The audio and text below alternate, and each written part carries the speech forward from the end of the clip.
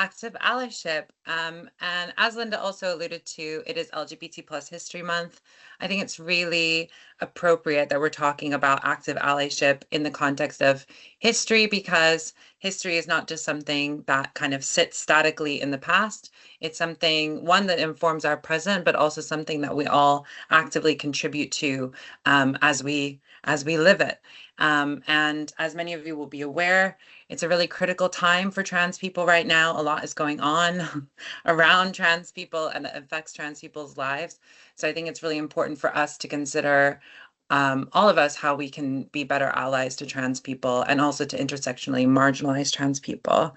Um, I'm going to just talk a little bit about who I am. So my name is Rachel Padilla. My pronouns are she, her, or they, them. I use both. I am an activist, a writer, and as of fairly recently, doing more in the policy space. I have 10 years experience in education and the LGBT sector and working in policy.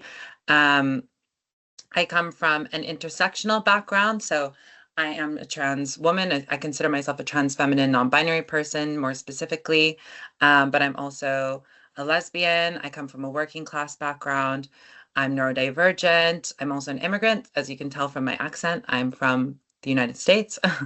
I also come from a mixed race, Jewish and Chicana family, so Mexican American family.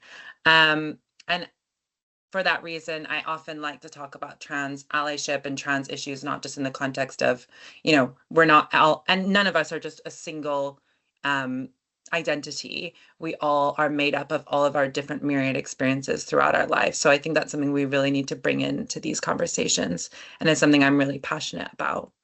Um, I have also worked with a lot of corporate clients and also other schools and things on DEI, or diversity, equity, and inclusion initiatives. And I've really seen the impact of not just, active allyship in the moment, which is a lot of what we're going to talk about, because in a student context, it makes a lot of sense to for all of us to consider how we can like intervene in a situation where somebody is experiencing harmful rhetoric. But I also want us to think about ways that when we do go into the workplace, how all of us can contribute to a more um, an environment where trans people can really succeed and feel supported. We're going to move now into a group agreement. So as Linda said, the OpenSU Code of Conduct applies to this as to all of the programming that OpenSU puts on. But I just thought it would be good to talk a little bit more about what I hope to see in this space and what I hope we can all kind of agree to. So the first one is to speak from experience. So this means using I statements when possible. So talking about your lived experience, things that you have personally been through or seen, instead of making generalizations about other groups of people. The second, and these two I think work hand in hand, is to be curious, not combative. So I think an interesting way of framing this is to ask generative questions. So if your question is likely to shut down conversation instead of generating more conversation, it's probably not the best kind of question to pose. So I think when you are, especially in your breakout groups, talking to people who may have very different lived experiences than you, but also very different opinions, it might be worth thinking, is this a question that's likely to generate more conversation, more positive conversation, or is it likely to shut this person down or make them feel like they can't share? On that note, I also think it's important that we challenge ideas, not people. So obviously this is an academic context. All of you are students and you're here to learn. At the Open University, but also in this space. And so we do want there to be room for disagreement and for people to have differing opinions on things, but that does not mean that we need to attack anyone or dehumanize anyone. We need to create space for us to have, conversations that may be a bit contentious, but create opportunities for mutual understanding. Lean in, lean out. This is a really good one. So if you are somebody who is usually very vocal, for example, like me, it's good to try and take some steps back and consider maybe there's time and space for other people who are a little bit less vocal to step up. But also, if you are somebody who is usually quite quiet, now is your chance to ask questions, to get involved in the breakout groups, and to really try to, yeah, get involved and have your voice heard. And then finally, please respect people's boundaries and moderation. So as Linda said, there will be people moderating the chat, but also moderating the breakout groups, and the code of conduct applies, so just keep that in mind. So the reason I think all of this is really important is because I want to introduce you to an idea called the conscious competence matrix. I find this very interesting. So something that's interesting about this is basically all of the world's knowledge is contained in this matrix, in the sense that the vast majority of things in the world, about 99.99% of things in the world, fall in the unconscious incompetence area of this framework. So we basically don't know that we don't know something, right? Most of the things in the world, I don't know anything about. When we move into the conscious incompetence area, we start to realize that we don't know something, right? And this is a part of of the experience of learning that feels really uncomfortable. You start to realize that maybe there's something you don't know about somebody else's experience, or about, I mean, it could be about anything really, but in this context, especially about somebody else's experience. You want to do something the right way, but maybe you don't know how, you make mistakes, or you embarrass yourself, right? This is really a difficult time. And oftentimes people, when they feel that, would rather just kind of pull back away from that and not pursue learning any further. But I'm going to encourage all of you to like push through that into what's called conscious competence. So this means you're able to do something. So for example, be an ally, but it requires active effort on your part to do. And eventually, with a lot of practice, you get into the unconscious competence area where you don't have to think about it. You're kind of being an ally effortlessly.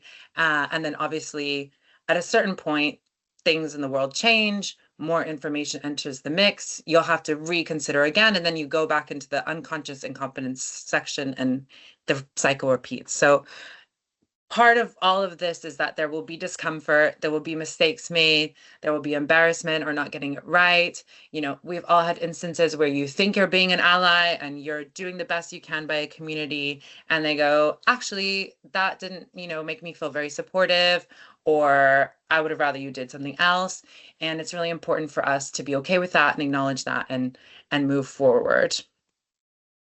Um, oh, so what are we going to talk about today?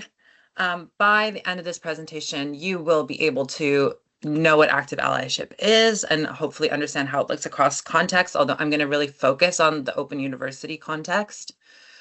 Understand how power, privilege, and bias impacts harm recognition and intervention. So considering our positionality, how does that impact how we can show up for other people? I'm also going to show you a little bit about the Open University policies, reporting mechanisms, and other supports and resources, including things that are available to you through the Open Student Union. And we're going to navigate some real world scenarios in our breakout rooms, and we're going to hopefully develop some actionable steps for the future. So why is this needed? As I mentioned, it is a very important time for the trans community right now. There has been a real increase in harmful rhetoric in the media, which is, what's kind of highlighted here. But this has also kind of trickled down into our communities. And I'm sure many people who are trans or who know trans people have seen this playing out, especially following from the Supreme Court ruling. In addition, I think it's important to note that like educational settings, because they are about learning and sharing opinions and debate, are hotspots for, conflict, but also that virtual spaces, and the Open University is kind of unique in that, also tend to be where a lot of this happens because people feel kind of emboldened by that distance of a screen. You don't have somebody physically in front of you, and it makes it kind of easier to maybe speak in a way that you wouldn't necessarily speak if you had the person in front of you. Also, there's a lot of confusion, misinformation, fear, things like the kind of where we're going to land in terms of trans inclusion legally, but also in terms of what service providers, universities, et cetera, are expected to do, has not really been crystallized yet. And so what that means is there's a lot of ambiguity, but also that there's a lot of emboldening of hate or discrimination or harassment from certain people because they feel that things like the Supreme Court ruling have kind of given them permission to do certain things which are not really grounded in reality. So I am going to, okay, there we go. So what exactly is active allyship? I mean, I think the thing is with allyship is that it's not as simple as a dictionary definition. It's a kind of a process. It's an ongoing thing. Allyship is not something you are. Being an ally is not really something you are. It's not a label or an identity you can claim as much as it is something that you do continuously all the time. So the 4 C's of active allyship are, and this is something that we need to think about when we're considering, am I doing allyship, are curiosity. So this goes back to like our group agreement.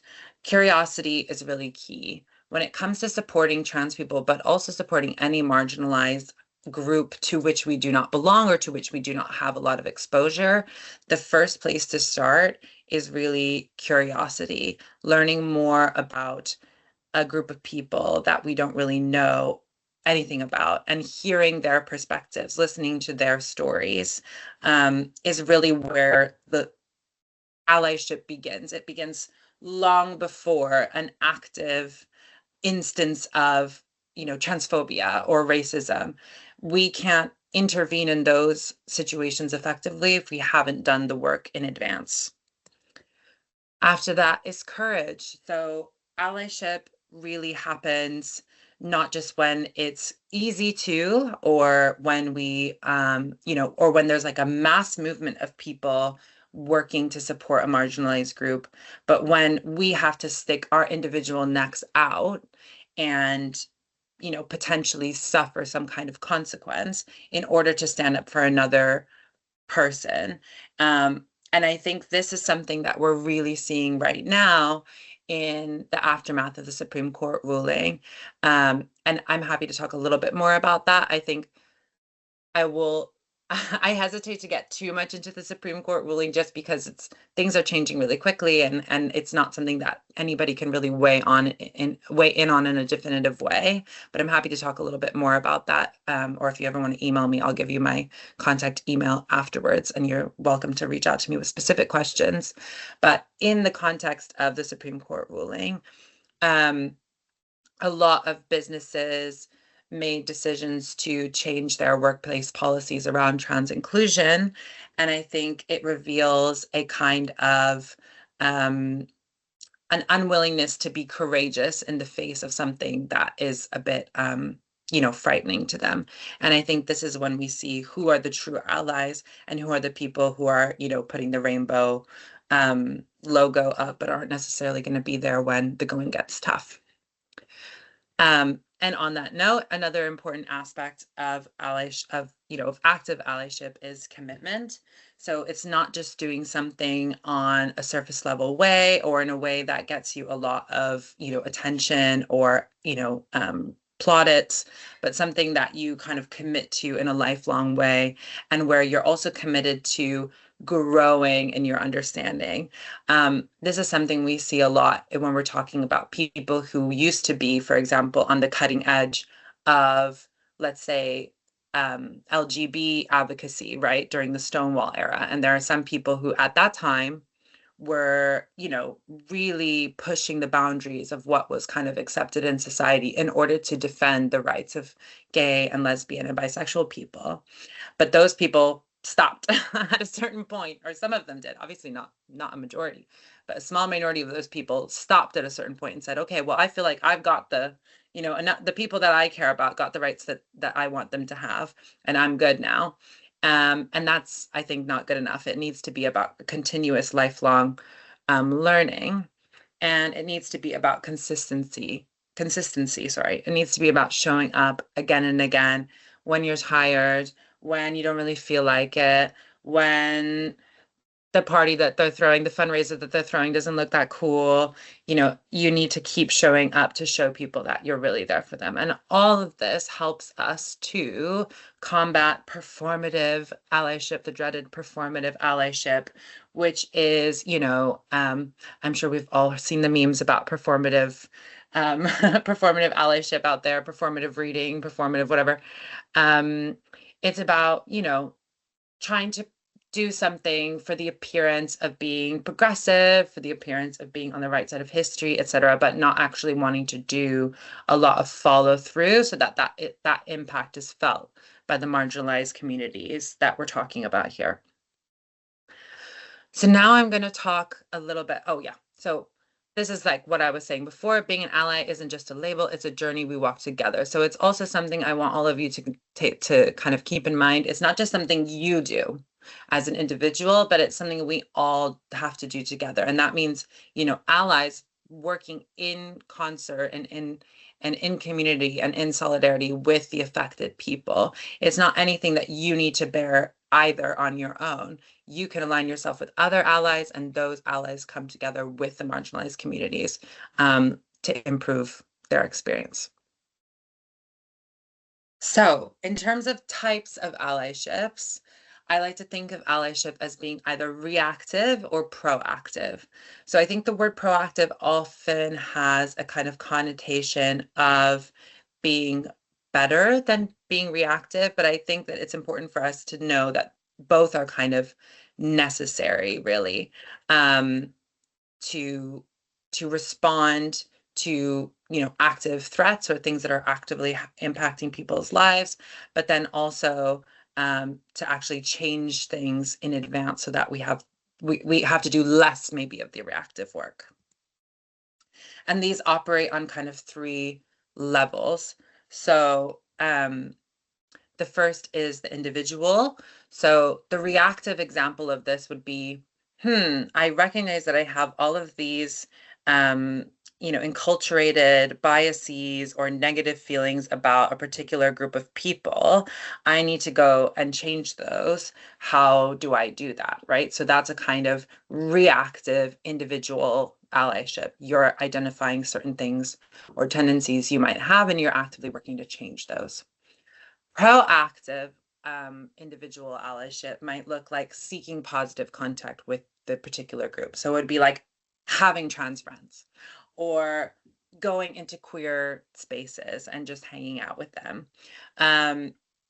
And that kind of allows you to just develop positive feelings for groups of people without having to actively deconstruct necessarily. And I think those things have to usually happen in tandem because we usually don't have a completely neutral opinion on any group of people. We've all been kind of made to believe certain things about certain groups of people.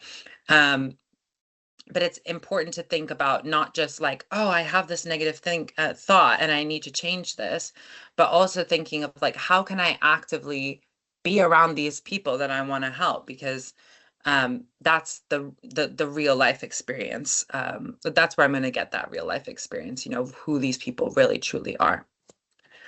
There's also the interpersonal level. So this would be something like somebody has said something, for example, that could be deemed transphobic or which has a negative impact on a trans person or another marginalized person. And I'm going to directly address that harmful behavior, right? I'm going to call it out or I'm going to call them in. So this is something I think is really important for us to all think about when we're doing any kind of intervention, is that calling out sometimes is necessary, right? You're in a moment where things are getting heated. Somebody has said something that is directly harmful, and you need to directly put a stop to it. You need to call it out, right? But as important as that is also calling in. So this is like being like, I don't think that you wanted to say that in that way, or I don't know if you know that that was harmful, but like, let me invite you to a conversation where we can work on that. And those are both examples of kind of reactive interpersonal efforts to address somebody's harmful behavior. sorry. Um, An example of a proactive interpersonal intervention would be something like supporting or improving the experience of a minoritized or marginalized person. So this could be after an issue has come up, but it could also just be about helping a marginalized person navigate a system that's fundamentally not made for them or made to exclude them, or when they're not getting adequate support. And that's just as important as actually, intervening in an instance of inappropriate or harmful behavior. And then there's the one that often gets forgotten, which is the structural allyship. Um, so reactive structural allyship would be something like challenging bias, policies, and norms. So this would be something like, a new policy is announced from the government or from your school or in your workplace, and you stand up and say, I don't approve of that, or, we won't stand for this. You protest, you make a fuss, and you try to resist this change. Um, I think the one that is probably the most often forgotten is proactive structural allyship, which would be something like promoting a beneficial practice before it's even come up. And I'll give you a really great example of this. So, um, in the current context of a lot of things changing around how trans people are to be treated in equalities law, as I mentioned, it gets very complicated, so I won't weigh on the particulars. But one case study would be something like the Hampstead Heath Ponds. The Hampstead Heath Ponds, ladies' pond and men's pond, were gender segregated, and the ponds had explicit trans inclusive policies, which meant that when the Supreme Court ruling came out and the guidance from the EHRC that kind of supposedly suggested that there was a need for trans exclusion, the ponds had a lot more of a kind of had something to fall back on in terms of saying we are explicitly trans inclusive. And that is something that we had actively sought to promote, that they had asked the Kenwood Ladies Pond Association, for example, what they thought, and they had actively voted. So they were taking proactive steps before there was even an understanding or the anticipation that we would get to this point to improve and make sure that the policies were in place to be trans inclusive.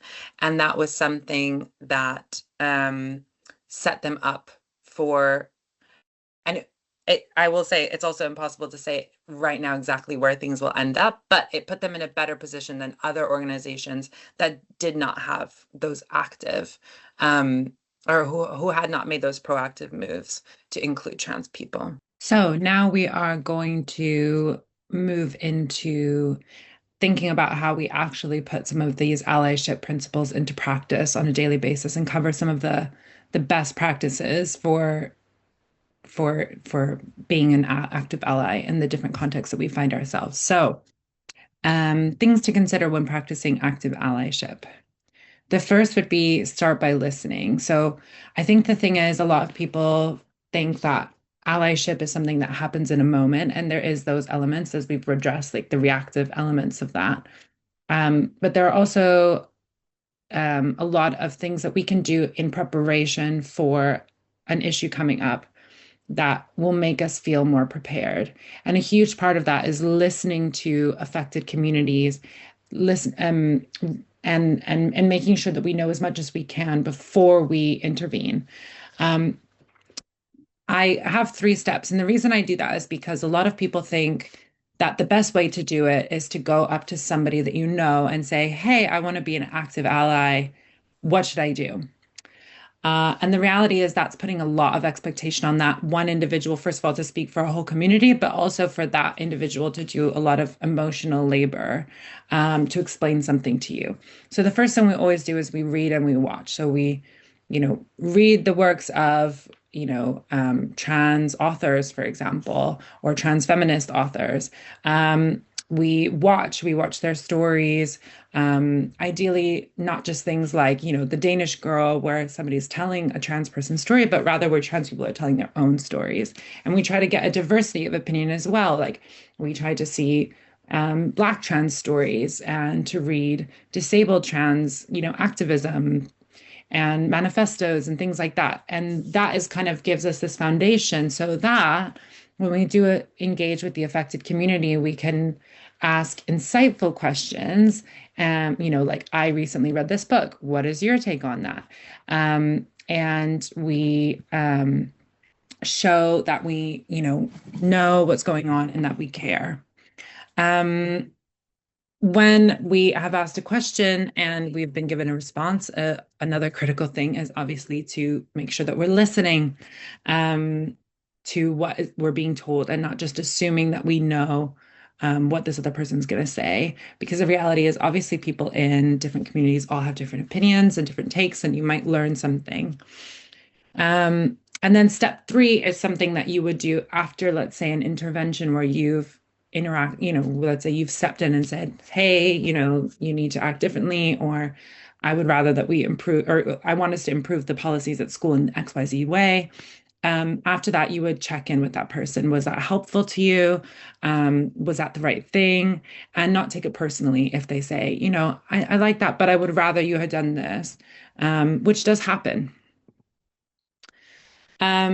The second thing is using your power and privilege. So this is where we come to this idea of positionality. So positionality is kind of like our way of understanding our own stakes in a situation and our own bias and our own ability to maneuver as well, our own power in a given situation.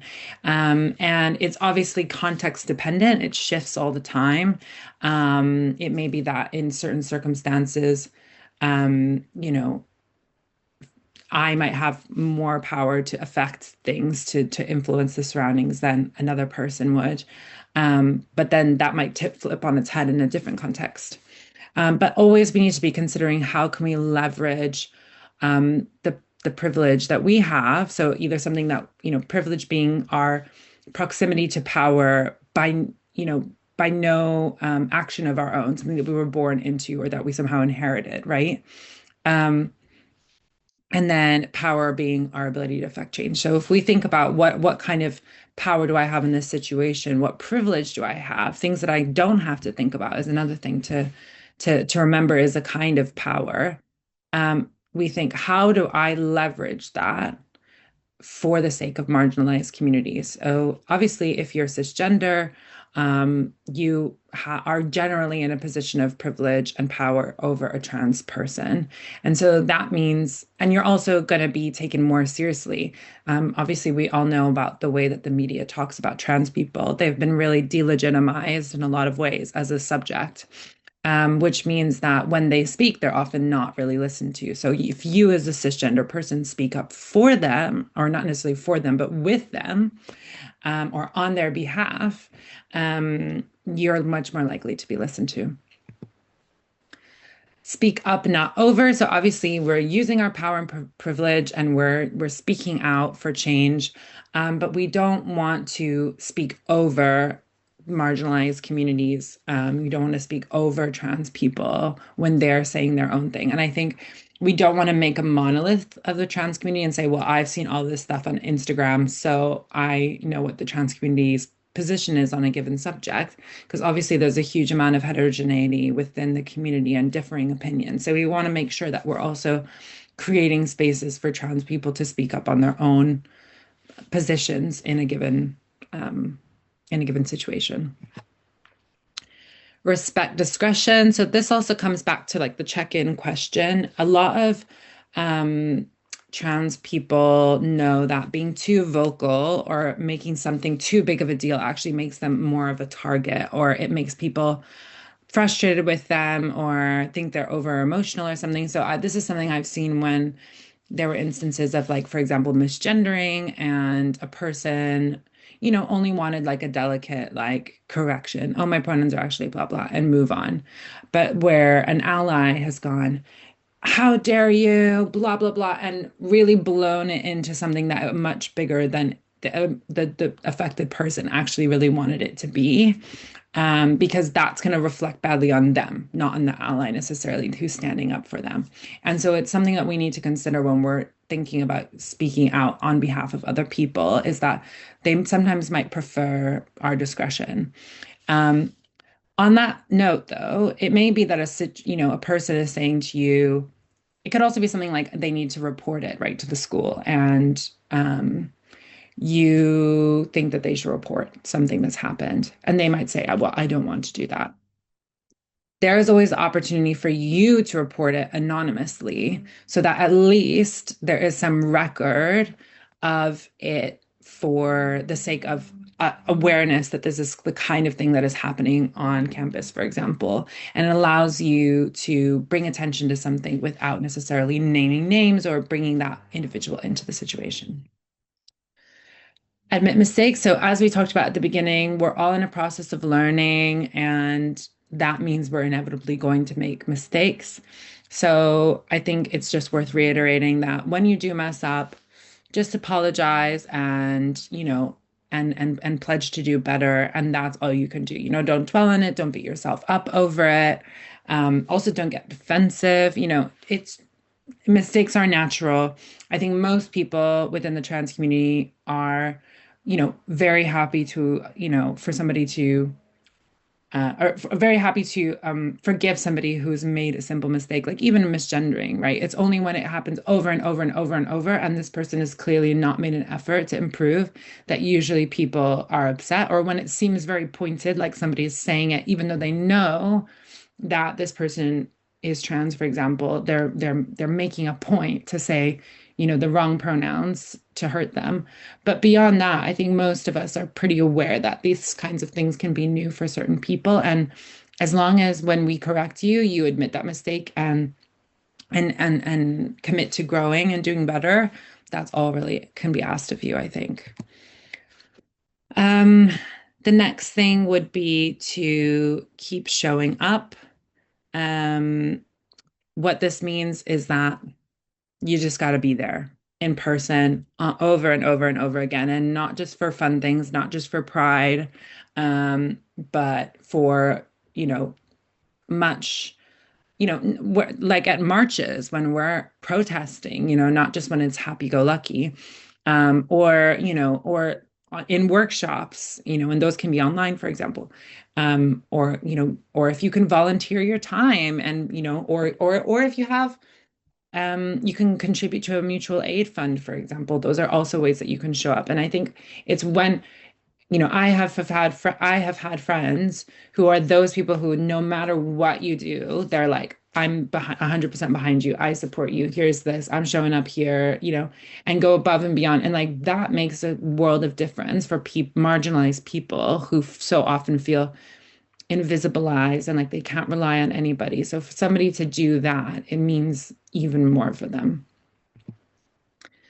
Next, I'm going to talk about specifically the policies at Open University that kind of shape the conversation around trans issues in particular, but also which will kind of impact other marginalized groups. So the first one is the dignity and respect policy. So this is the one in which the Open University defines bullying, harassment, and victimization, and outlines the procedures, like what happens if you make a report, who does that go to, how is that handled, et cetera, et cetera, et cetera.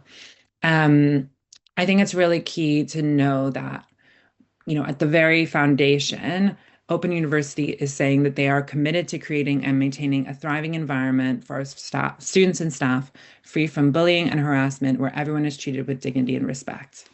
I think that if you ever had a situation at the Open University where you experienced or you saw someone else experience an instance, for example, of bullying, harassment, or victimization specifically, but also something that just creates a toxic environment that is not a situation where you feel treated with dignity and respect. This is something that you can always cite as saying, I thought that this was the foundation of the university, and this is something that I want to, highlight, made me feel bullied, harassed, not treated with dignity and respect. The next policy is freedom of speech. In recent years, there has been a tendency to suggest that freedom of speech is somehow it kind of can be used as a justification for allowing transphobic hate. The reality is, there's a very, very different thing than having a belief that, for example, sex is immutable. The reality is, you're entitled to that belief, but that is your belief. So for you, sex is immutable, right? That does not mean on a societal level we necessarily have to agree with that, or that you have the ability to impose those beliefs on other people, because a lot of people don't think sex is immutable in the way that you think it is, or they think it's infinitely complicated, and I'm sure they'd be happy to explain it to you.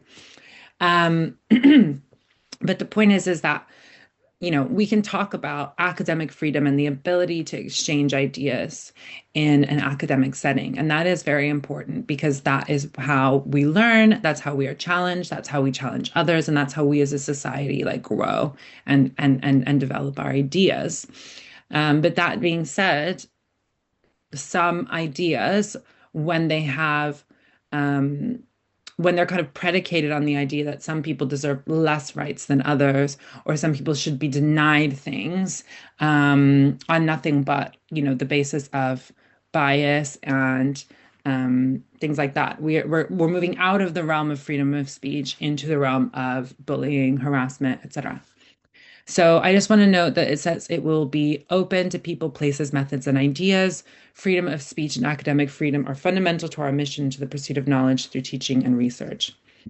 I would really encourage everyone to go through this um, policy because it does have specific case studies, in fact, and guidance around trans issues and gender critical ideas.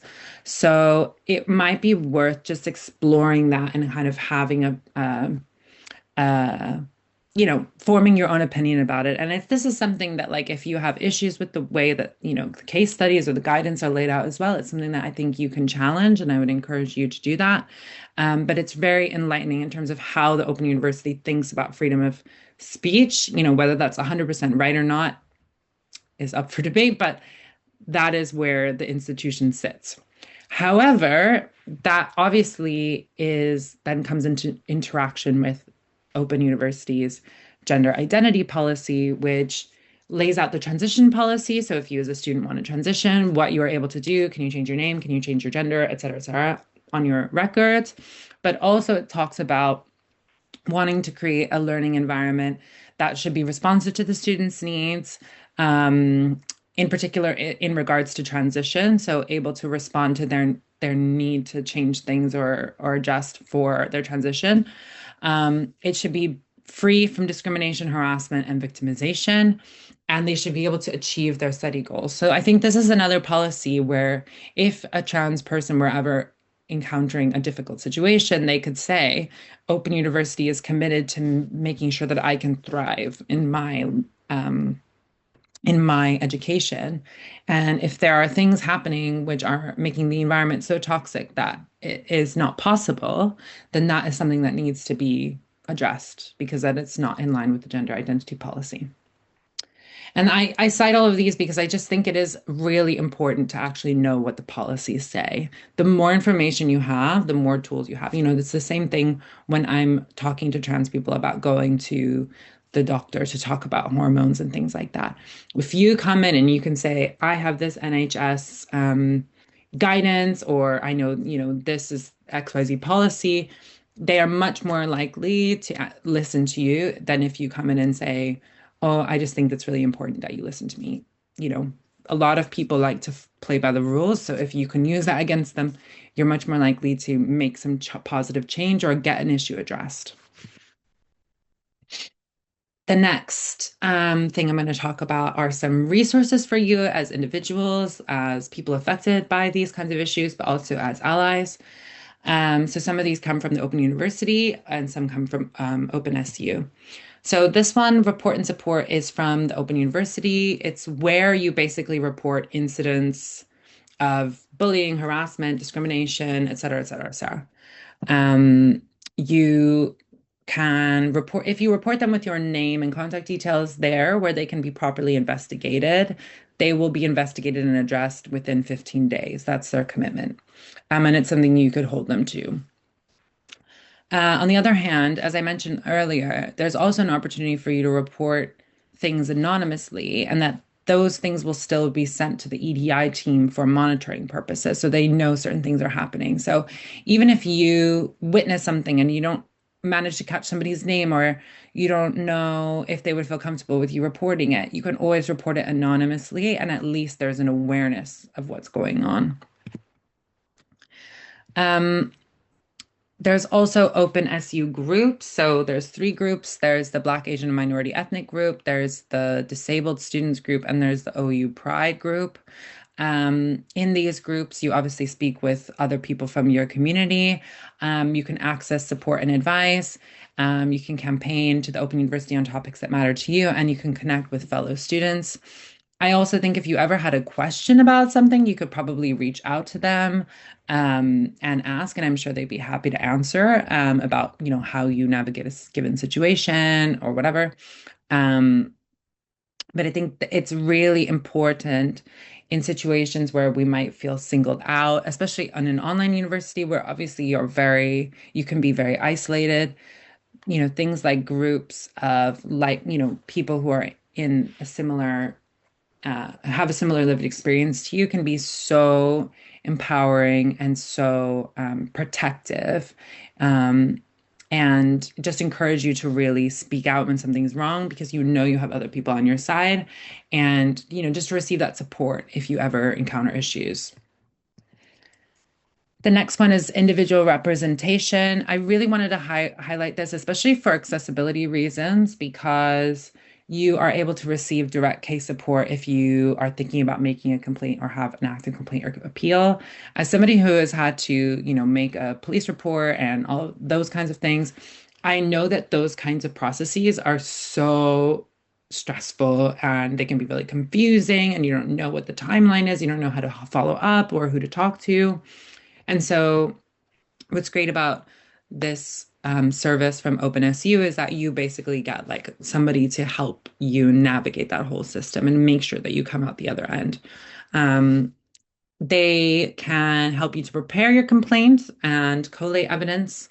They can also help you by accompanying you to meetings and hearings, all the way through the whole process. So I think this is something to really be aware of if something were to happen and you wanted some support. OpenSU has that for you. So now we're going to move into some scenarios, and I'll just run through them really quickly, and then you'll go into your breakout rooms. The first is you are part of an open university module forum, and someone makes a comment that they are, basically saying generally gender critical type views, that gender ideology undermines women's rights and is dangerous and erases biological reality. A student responds saying that they feel upset and no one intervenes. What do you do? The next scenario, and these are some discussion questions for you. Um, the next scenario is you are in a small group video tutorial during the discussion on international equality law. A tutor suggests that debates around trans rights are becoming culturally imported from the US, and it suggests that certain communities are less comfortable with trans identities for cultural reasons. And they ask you, as a trans student of color, how you reconcile your identity with what they describe as traditional values in some ethnic communities. So the question is, how would you as the individual deal with that, or how would you want others to intervene in that situation? And here are the questions.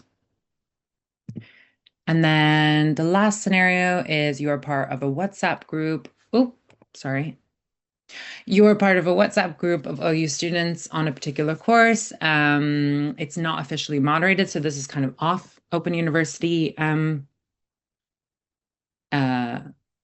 outside of Open University. Although I will note, something that I forgot to mention earlier when talking about the dignity and respect policy is that all of those definitions of discrimination, harassment, and bullying and the procedures for dealing with them also apply outside of open university.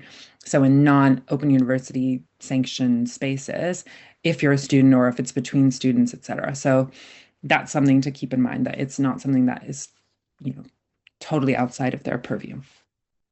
Um, yeah, so it's a group full of students. A young person, or a young person, a student is talking about gender diversity being incompatible with religious freedom, and that respecting trans identities forces people of faith to deny their beliefs. Um, and then we have a non-binary student who is from a religious background saying that they feel that this is saying that trans people and people of faith cannot coexist, or be, one person. So what what would you do?